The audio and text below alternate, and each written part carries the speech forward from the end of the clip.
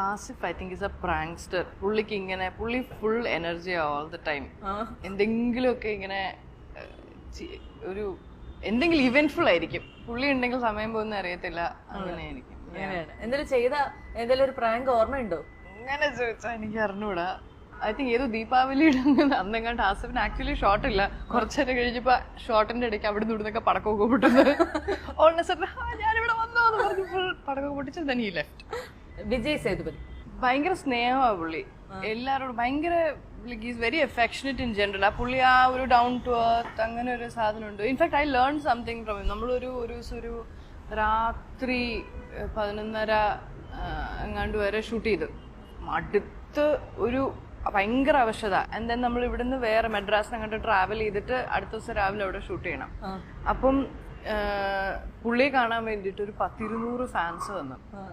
നമ്മളിറങ്ങി വണ്ടി